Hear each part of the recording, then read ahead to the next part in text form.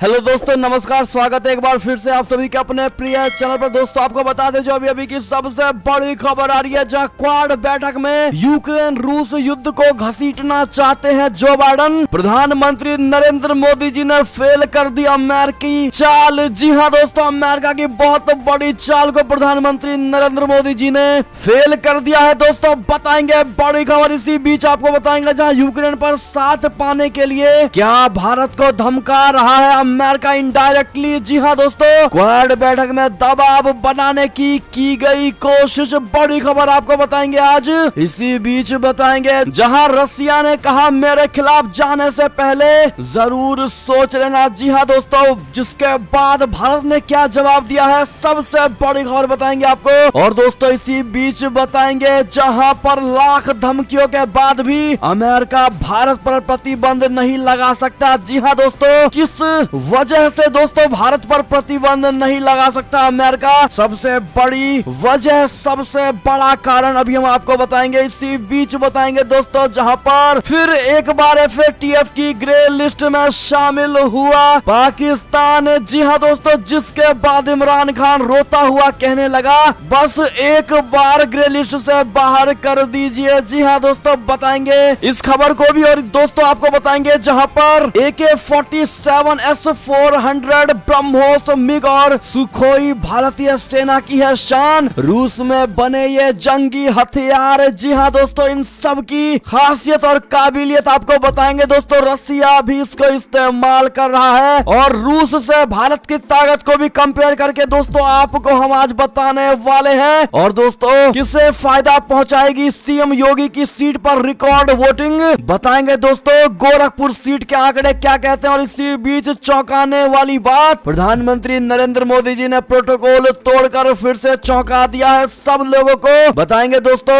ये खबर भी आपको। तो दोस्तों हर तरह की खबर आज हम आपको बताने वाले हैं, तो आराम से बने रहिएगा वीडियो के अंत तक। और अभी खबरों में आगे बढ़ने से पहले हमेशा की तरह मानते हैं कि मोदी जी तो हर चीज संभव है। भारतीय सेना है तो अपना देश गर्व से जी रहा है दोस्तों, और आपको भी भारतीय होने पर शान है। और मानते हैं कि अपना भारत देश नंबर 1 देश और भारत की विदेश नीति मोदी जी द्वारा ही नंबर 1 है। तो इस वीडियो को भी कर दीजिए लाइक, चैनल को कर दीजिए सब्सक्राइब, बेल आइकन दबाइए, साथ ही कमेंट बॉक्स में लिख दीजिएगा जय हिंद। जी हाँ दोस्तों, तो चलते हैं पहली और सबसे बड़ी खबर की तरफ, जहां पर क्वाड बैठक में यूक्रेन रूस युद्ध को घसीटना चाहते थे जो बाइडन। प्रधानमंत्री मोदी जी ने फेल किया अमेरिकी चाल। जी हाँ दोस्तों, यूक्रेन और रूस युद्ध पर भारत तटस्थ है। वो लगातार यूक्रेन के युद्धग्रस्त इलाकों में फंसे अपने छात्रों को निकालने के लिए प्रयासरत है। पूर्वी यूरोप के इस तनाव का असर गुरुवार को क्वाड की बैठक में भी नजर आया दोस्तों। गुरुवार को क्वाड देशों भारत, अमेरिका, जापान, ऑस्ट्रेलिया के नेताओं ने बैठक की। इस मीटिंग में प्रधानमंत्री नरेंद्र मोदी जी ने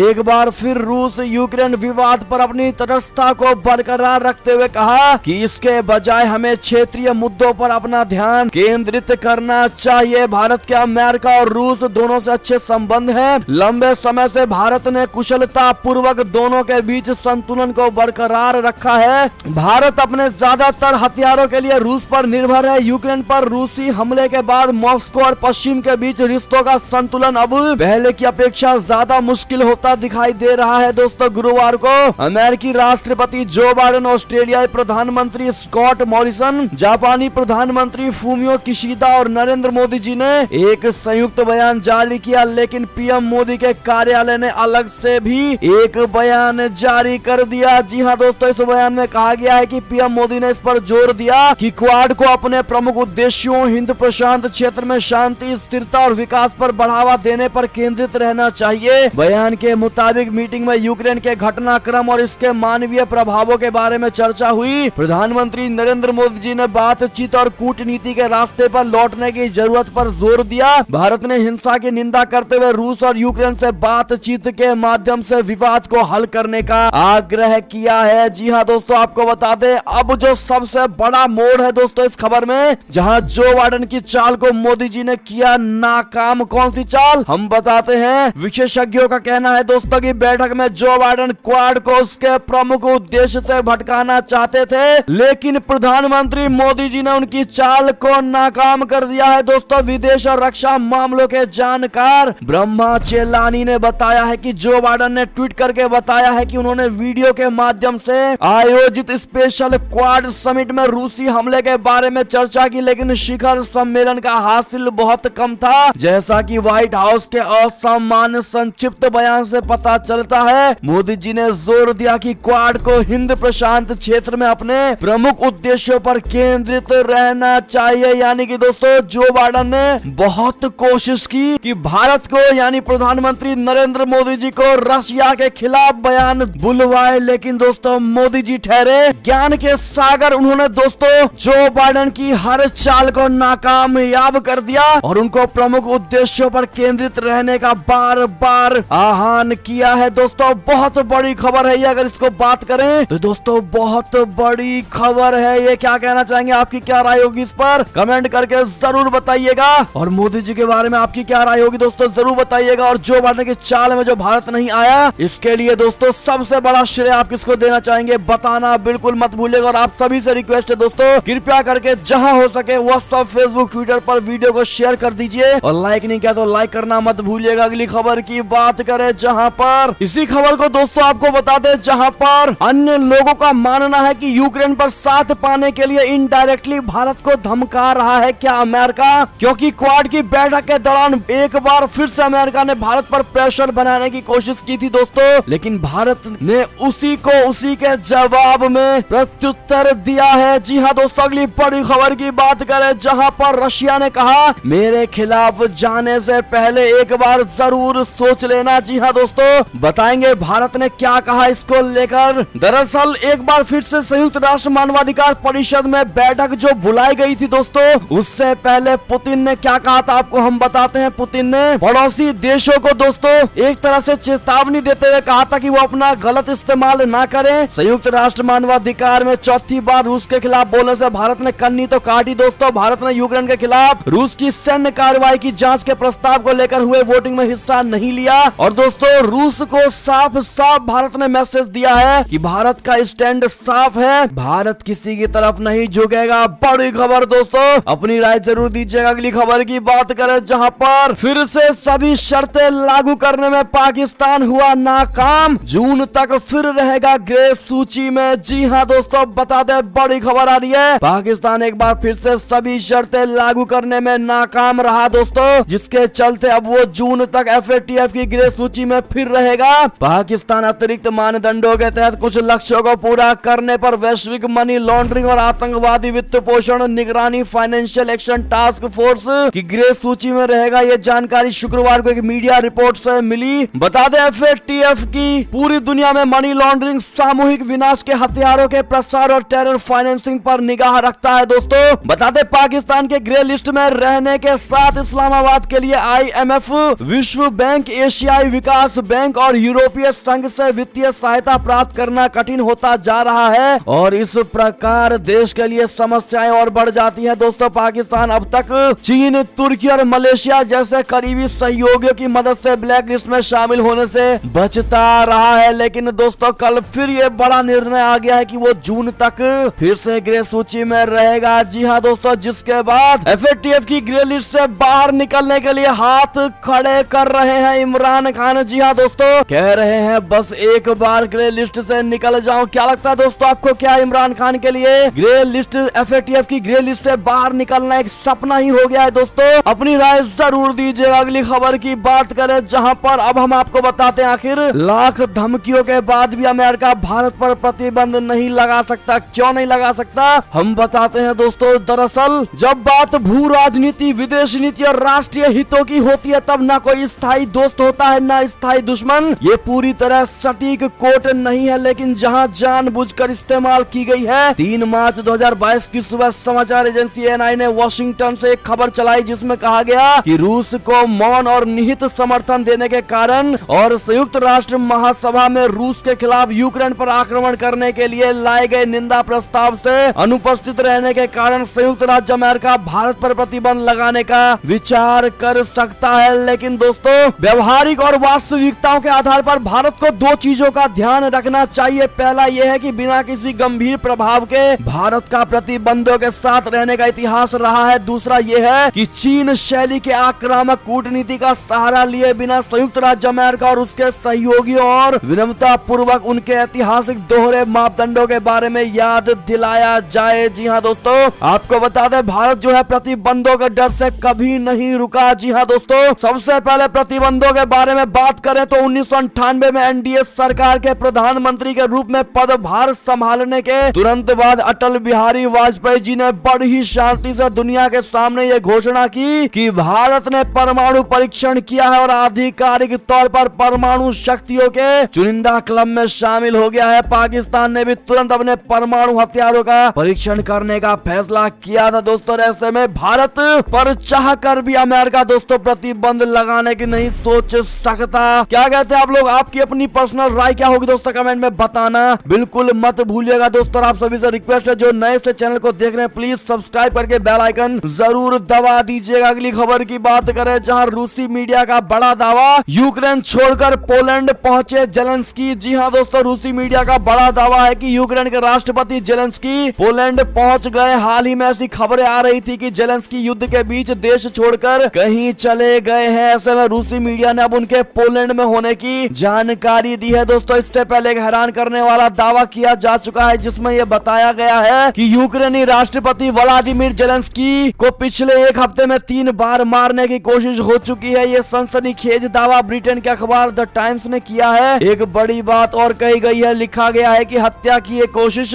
रूसी एजेंसी की मदद से ही विफल की गई क्योंकि वे यूक्रेन से युद्ध के खिलाफ है। जी हाँ दोस्तों, और दोस्तों ऐसे ही रूसी मीडिया का दावा करने के बाद यूक्रेनी मीडिया ने और यूक्रेन के मंत्री यारोस्लाव ने कहा है कि रूसी मीडिया की खबर झूठी है, पोलैंड नहीं कीव में ही है यूक्रेन के राष्ट्रपति। देखना भी ये होगा दोस्तों कौन सच है और कौन है झूठ। अगली खबर की बात करें जहां AK-47 S-400 ब्रह्मोस मिग और सुखोई भारतीय सेना की शान है। रूस में बने ये जंगी जहाज। जी हाँ दोस्तों, यूक्रेन पर हमले के बाद अमेरिका समेत पश्चिमी देशों ने रूस पर प्रतिबंधों की बौछार कर दी है, जिसके बाद डर जताया जा रहा है कि भारत को रूस से हथियारों और स्पेयर पार्ट्स की सप्लाई प्रभावित हो सकती है। इन सब के बीच दिल्ली में तैनात रूस के राजदूत ने भरोसा दिलाया है कि भारत को S-400 मिसाइल सिस्टम और दूसरे सैन्य स्पेयर पार्ट्स की निर्बाध आपूर्ति जारी रहेगी। भारत के 70% सैन्य हार्डवेयर रूस में बने हुए हैं। ऐसे में भारत को अपने हथियारों और सैन्य उपकरणों की मरम्मत के लिए समय समय पर रूस से स्पेयर पार्ट्स खरीदना पड़ता है। ऐसे में आपको बता दें दोस्तों, भारत का सबसे बड़ा एकमात्र एयरक्राफ्ट कैरियर विक्रमादित्य यूक्रेन के माइकोलेव ब्लैक सी शिपयार्ड में 1978 से 1982 में निर्मित कीव क्लास के विमान वाहक पोत का अपग्रेडेड वर्जन है। साथ में दोस्तों AK-47 और AK-203 राइफल है। भारत के पास S-400 मिसाइल है। S-400 को रूस का सबसे advance long range surface to air missile defence system माना जाता है। ये दुश्मन के क्रूज एयरक्राफ्ट और बैलिस्टिक मिसाइलों को मार गिराने में सक्षम है। जी हाँ दोस्तों, ये सिस्टम रूस के ही S-300 का अपग्रेडेड वर्जन है और इस मिसाइल सिस्टम को अल्माज आंते ने तैयार किया है जो रूस में 2007 के बाद से ही सेवा में है। ये एक ही राउंड में 36 वार करने में सक्षम है। S-400 का जलवा ये है कि इसके रडार 100 से 300 टारगेट ट्रैक कर सकता है। दोस्तों INS चक्र है भारत के पास, MiG-21 लड़ाकू विमान, INS तबर युद्धपोत है दोस्तों, T-90 भीष्म टैंक है, T-72 टैंक है। ऐसे ही दोस्तों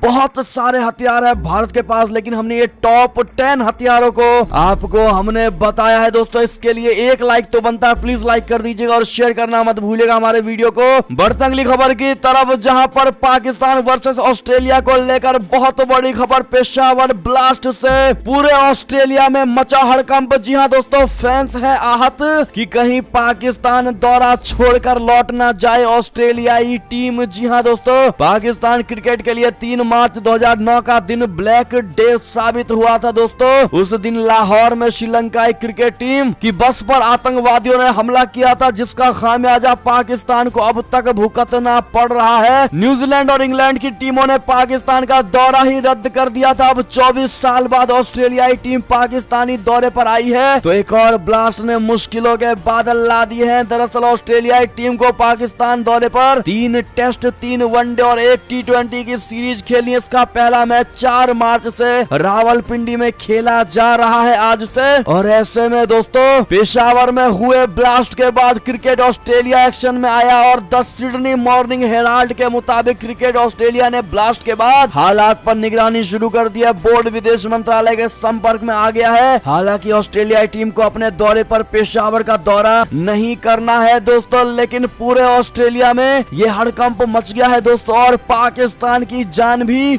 गले में आ गया है दोस्तों कि कहीं अगर ऑस्ट्रेलियाई टीम इन आतंकी हमलों को देखकर वापस ना चली जाए, ऑस्ट्रेलिया उनको वापस ना बुला ले, क्योंकि दोस्तों आज से ये मैच होना है और कल इतना बड़ा ब्लास्ट हुआ। जी हाँ दोस्तों, पाकिस्तान में बड़ा ही बम धमाका हुआ कल, जिसमें जुमे की नमाज के दौरान शक्तिशाली विस्फोट हुआ है। 57 की अब तक मौत, 200 घायल है। जी हाँ दोस्तों, और जो घायल है वो भी लगातार मौत की तरफ जाते दिखाई दे रहे हैं। जी हाँ दोस्तों, अगली खबर की बात करें जहां पर एक वीडियो में छात्र ने प्रधानमंत्री मोदी जी से मांगी मदद, कहा टॉयलेट जाने तक के लिए नहीं है पानी और बाहर हो रही है बमबारी। जी हाँ दोस्तों, यूक्रेन में फंसे तमाम भारतीय छात्र लगातार सोशल मीडिया के माध्यम से मदद की अपील कर रहे हैं। छात्रों की यह अपील भारत सरकार और यूक्रेन में स्थित भारतीय दूतावास से की जा रही है। हालांकि युद्ध क्षेत्र से भारतीय छात्रों को निकालने के लिए भारत सरकार ऑपरेशन गंगा का संचालन तो कर ही रही है, लेकिन इसी बीच यूक्रेन के सुमी शहर से एक छात्राओं के ग्रुप सीधे प्रधानमंत्री नरेंद्र मोदी जी से मदद की गुहार लगा रहे हैं। जी हाँ दोस्तों, वीडियो में एक छात्र बता रहा है कि उनके हॉस्टल में पीने के लिए पानी तो दूर, वॉशरूम जाने के लिए भी पानी नहीं है और हॉस्टल के आसपास रह रहकर बमबारी हो रही है। वीडियो के जरिए ये अपनी बात मोदी जी तक पहुंचाने की कोशिश कर रहे हैं दोस्तों। ऐसे में मोदी जी भी लगे हुए हैं इन सभी को जल्द से जल्द यूक्रेन से भारत लाने के लिए। आपको बता दें, ऑपरेशन गंगा के तहत भारत ने यूक्रेन से बांग्लादेशी नागरिकों को भी निकाला दोस्तों। और इसी बीच एक नेपाली ने भी किया अनुरोध कि हमको भी ले चलिए सर जी। जी हाँ दोस्तों, केंद्र ने शुक्रवार को कहा है कि ऑपरेशन गंगा के तहत यूक्रेन के पड़ोसी देशों से विशेष उड़ानों से कम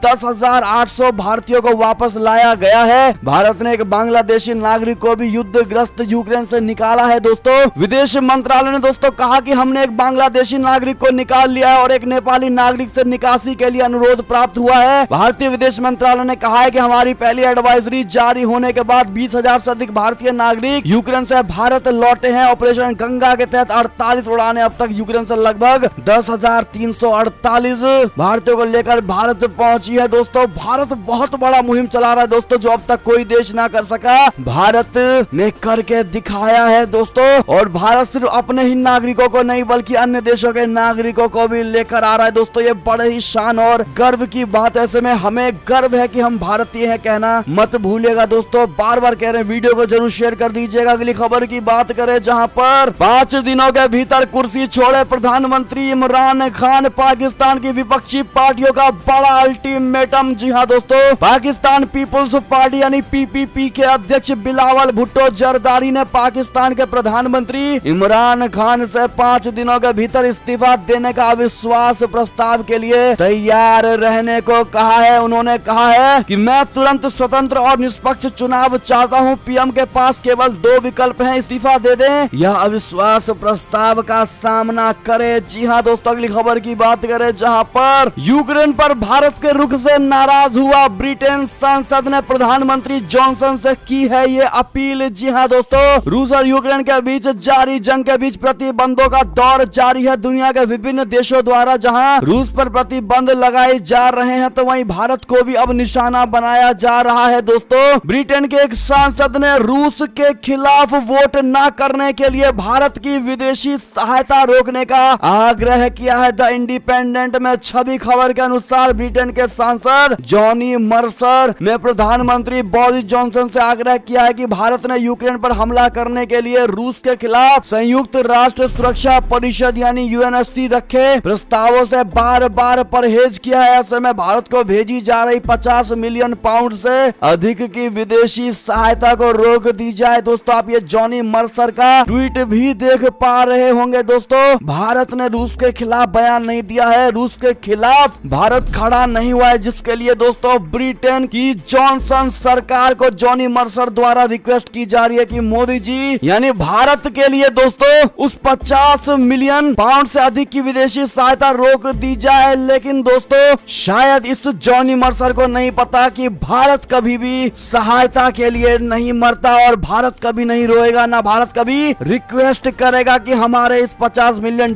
के राशि को प्लीज ना रोकिए। जी हाँ दोस्तों, क्योंकि भारत को पता है हमें क्या करना है। अगर आप भी मानते इस बात की तो भारत धमकियों से नहीं डरता, कहना मत भूलिएगा। दोस्तों अगली खबर की बात करें जहां पर सऊदी अरब के क्राउन प्रिंस ने इस्लाम पर दिया एक ऐसा बयान की हो रही है जमकर चर्चा। जी हाँ दोस्तों, सऊदी अरब के क्राउन प्रिंस मोहम्मद बिन सलमान ने कहा है कि वो उदार इस्लाम टर्म का इस्तेमाल नहीं करते क्योंकि उससे अतिवादी खुश होते हैं। उन्होंने कहा कि अगर हम इस शब्द का इस्तेमाल करते हैं तो लगता है कि सऊदी अरब और बाकी मुस्लिम देशों में इस्लाम को बदला जा रहा है। अमेरिकी मैगजीन द एटलांटिक को दिए इंटरव्यू में सऊदी अरब के क्राउन प्रिंस मोहम्मद बिन सलमान ने यह बड़ी बात कह दी है। दोस्तों इसी बीच आपको बता दें जहां पर यूक्रेन पर रूस के हमले के बीच सऊदी अरब ने दिया बड़ा ऑफर। सऊदी अरब के क्राउन प्रिंस मोहम्मद बिन सलमान ने गुरुवार को कहा है कि वो यूक्रेन संकट को लेकर दोनों पक्षों के बीच मध्यस्थता करने के लिए तैयार हैं। प्रिंस सलमान ने रूसी राष्ट्रपति व्लादिमीर पुतिन से फोन पर बात की है और यूक्रेन संकट को लेकर अपना रुख दोहराते हुए कहा है कि सऊदी अरब उन प्रयासों का समर्थन करता है जो रूस यूक्रेन तनाव को एक राजनीतिक समाधान की ओर ले जाते हैं। इसी बीच दोस्तों आपको बता दें जहां पर सऊदी क्राउन प्रिंस की दो टूक कहा, मुझे फर्क नहीं पड़ता कि जो बाइडन या अमेरिका मेरे लिए क्या सोचता है। जी हाँ दोस्तों, क्राउन प्रिंस ने दो टूक शब्दों में कहा है कि उन्हें इससे कोई फर्क नहीं पड़ता कि जो बाइडन उनके बारे में क्या सोचते हैं। सऊदी अरब के क्राउन प्रिंस मोहम्मद बिन सलमान ने कहा, मुझे परवाह नहीं कि यूएस प्रेसिडेंट ने मेरे बारे में चीजों को गलत समझा या वो मेरे बारे में क्या सोचते हैं। अगली खबर की बात करें दोस्तों जहां पर नहीं रहे शेन वॉर्न, 52 साल की उम्र में थाईलैंड के विला में हुआ उनका निधन। जी हाँ दोस्तों, ऑस्ट्रेलिया के क्रिकेट टीम के दिग्गज क्रिकेटर शेन वॉर्न का 52 साल की उम्र में निधन हो गया। दोस्तों बताया जा रहा है कि उन्हें दिल का दौरा पड़ा जिसके चलते वो हमारे बीच नहीं रहे। शेन वॉर्न थाईलैंड में मौजूद थे। जानकारी के मुताबिक शेन वॉर्न अपने विला में मौजूद थे और उन्हें वहां अचेत पाया गया। शेन वॉर्न के मैनेजमेंट द्वारा जारी इस बयान में कहा गया है कि उनकी मृत्यु थाईलैंड के कोह सामूही में हुई। बयान में कहा गया है कि शेन अपने विला में अचेत अवस्था में पाए गए और चिकित्सा कर्मचारियों के बेस्ट प्रयासों के बावजूद उन्हें पुनर्जीवित नहीं किया जा सका। ऐसे में दोस्तों अगर आप भी उनको दिल से चाहते थे या अच्छा खिलाड़ी मानते थे दोस्तों तो कृपया करके उनको श्रद्धांजलि कमेंट सेक्शन में जरूर दीजिएगा। शेन वॉर्न को अगली खबर की बात करें जहां पर आखिर किससे फायदा पहुंचाएगी सीएम योगी की सीट पर रिकॉर्ड वोटिंग। आखिर क्या कहते हैं गोरखपुर सीट के आंकड़े, हम आपको बताते हैं दोस्तों। इस बार रिकॉर्ड तोड़ यानी 55.12% वोटिंग हुई है दोस्तों। और 2022 के विधानसभा चुनाव में मतदान के ये आंकड़े बताते हैं कि इस बार इस क्षेत्र में अब तक का रिकॉर्ड बना है। मतदान का ये बड़ा प्रतिशत पूर्व के चुनावों के प्रवृत्ति पर कायम रहा तो भाजपा प्रत्याशी के रूप में मुख्यमंत्री योगी आदित्यनाथ की विनिंग मार्जिन भी नए रिकॉर्ड के रूप में सामने आ सकती है दोस्तों। योगी आदित्यनाथ जी गोरखपुर से जीत सकते हैं दोस्तों। और इसी बीच आपको बता दें जहाँ त्रिपुरा में ढोल के बाद पीएम मोदी ने वाराणसी में आजमाया डमरू पर हाथ, काशी विश्वनाथ मंदिर में दिखा खास अंदाज। जी हाँ दोस्तों, साथ ही आपको बता दें जहाँ पीएम मोदी जी ने प्रोटोकॉल तोड़कर फिर चौंकाया, दुकान में जाकर ली चाय की चुस्की, पान भी खाया। जी हाँ दोस्तों, प्रधानमंत्री नरेंद्र मोदी जी अपने काशी दौरे के दौरान कई बार प्रोटोकॉल तोड़कर लोगों को चौंका चुके हैं दोस्तों। ऐसा ही उन्होंने शुक्रवार को भी अपने वाराणसी दौरे के दौरान किया। रोड शो और काशी विश्वनाथ मंदिर में दर्शन पूजा करने के बाद बरेका लौटते समय पीएम नरेंद्र मोदी जी वाराणसी के प्रसिद्ध 80 चौराहे पर स्थित पप्पू की चाय की दुकान पर पहुंच गए। जी हाँ दोस्तों, वहां कुल्हड़ वाली चाय की चुस्की का आनंद लिया। ऐसे में मोदी जी के प्रोटोकॉल तोड़कर दोस्तों एक नई रोचक चीजें कर देना आपको लुभाती है या नहीं, हाँ या क्या नाम है, कमेंट में बताना मत भूलिएगा दोस्तों। अगली खबर की बात करें जहां पर फाजिल नगर में बसपा ने बढ़ा दी स्वामी प्रसाद मौर्य की चिंता, पूर्व सफाई पहुंचा रहा नुकसान। दरअसल समाजवादी पार्टी के नेता और फाजिल नगर से उम्मीदवार स्वामी प्रसाद मौर्य की राह आसान नहीं लग रही क्योंकि फाजिल नगर विधानसभा सीट पर वोटों का बिखराव स्वामी प्रसाद मौर्य को सोचने पर मजबूर कर दिया है दोस्तों। कौन जीतेगा या कौन हारेगा ये कह पाना कठिन हो रहा है। स्वामी प्रसाद मौर्य भी कठिन लड़ाई में फंसा हुआ है। इसी सीट से भाजपा प्रत्याशी सुरेंद्र सिंह कुशवाहा उन्हें कड़ी चुनौती दे रहे हैं। जी हाँ दोस्तों, बता दें बसपा ने इस सीट से इलियास अंसारी को प्रत्याशी बनाया है। इलियास कुछ समय पहले इस सभा से टिकट न मिलने पर नाराज होकर बसपा का दामन थामा था। बसपा प्रत्याशी जितना वोट पाएंगे उसका नुकसान स्वामी प्रसाद मौर्य को उठाना पड़ सकता है दोस्तों। अगली बड़ी खबर की बात करें जहां पर और 12 रुपए तक महंगा हो सकता है पेट्रोल डीजल। मुश्किल भरे हैं अगले 11 दिन। जी हाँ दोस्तों,